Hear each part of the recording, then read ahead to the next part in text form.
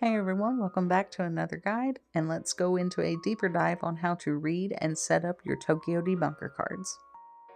By now we know what this screen looks like, where we see the rating, the typing, the power level of the card, as well as what warding card they have equipped, if there's any gemstones equipped to the warding card, their jewelry equipment, their awakening level, their level, and their potential level, and that we also see the equip buttons, the bestiary button, and the skill button. We're going to hit the info button up here on the left to see a little bit more of a deep dive into the card's technical side. Once you open up the info button, you'll see the battle stats explanation, as well as the cosmic bond stat. That is a special bonus you'll get by having SSRs of house members. The more SSRs you collect, the better that score is going to be. If we extend the battle stats screen, we'll see their health, speed, and their attack is split between physical and special. We can also see the attributes labeled vitality, tenacity, strength, and intelligence there at the bottom. Those work together to make up how strong your card is in battle. Cards can be either a physical attacker or a specialty attacker. To figure out what kind of attacker your card is, go back to the main screen for the card. We want to view the skill bubble down on the bottom right. This will tell you if your card is a physical attacker, or P attacker, or a specialty attacker, an S attacker. It also lists the unique skill your card has, as well as their active skills and their passive skills. Each skill comes with a short description of what it does and how much MP it takes. Now that we know that my card is a physical attacker, let's work on getting him powered up. Getting copies of cards will awaken the card and make it even stronger. Feeding them EXP apples will also make them stronger. Using training plans to raise the potential percent will also make them stronger. But let's go into a deeper dive on the warding cards and gemstones that you can equip to them. When you equip a warding card, you can see its ranking, its typing, the gems it has equipped, the special attributes levels, awakening, regular level, and potency grade. Just like regular cards, when you get copies of warding cards, you can use them to awaken the card and raise its base levels. Leveling the regular level stats of a warding card doesn't require EXP apples, but instead requires token, then eventually moonlight ink, and gold potency dust. To raise the bravery and the savagery levels, you need the corresponding light vial and the savagery prism. These will raise attack percentages by a small amount. If you get a warding card later on that works better with your card by granting it a link bonus, then you can always switch it with the one you have equipped. Here you'll be able to pick the best warding card for your card at the time by seeing its attributes and which cards are compatible. In the end, if you decide you want your materials back from a warding card you've leveled up, you can always untrain it and get some of them back. We're not quite done with our warding cards just yet, and now it's time to move on to the gems. Warding cards can equip up to 3 different gems into their slots there. You can get gems in a couple of different ways, and they come at different levels.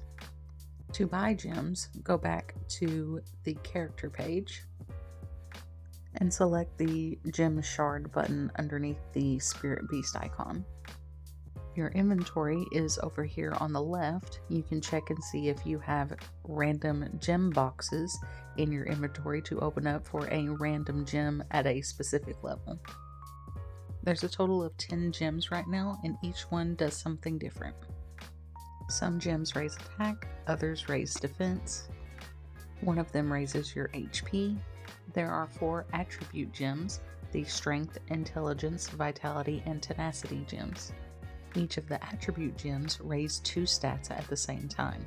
It would be a good idea to write down the colors and what each gem does, so that way it's easy for you to reference when you're looking at your cards, so you know who gets what gem.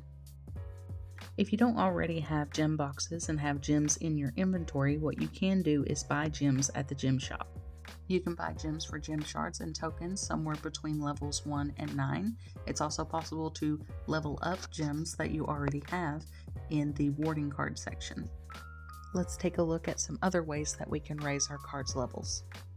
When you're lucky enough to get a copy of an SSR card or a card you've had before, you can awaken it and it will add a star to the front of the card. In addition, it will raise all battle stats and the power of your card. Collecting your AFK rewards will allow you to get items such as EXP apples, which you can feed to your boys and raise their vitality, tenacity, strength, intelligence, and overall battle stats. The higher the level the boy is, the more EXP apples it will take to reach the next level. But there are caps. In this case, my cap is 75. Once I reach level 75, I will have to sacrifice limit break apples in order to take the card from 75 to 100. In the potential percentage category, you can raise your attribute levels by using training plans. The plans are graded, C being the lowest, B being the middle, A being the highest, with an option of premium training plans if you sacrifice 200 diamonds. The better the grade on your training plan, the bigger the boost to your realized potential.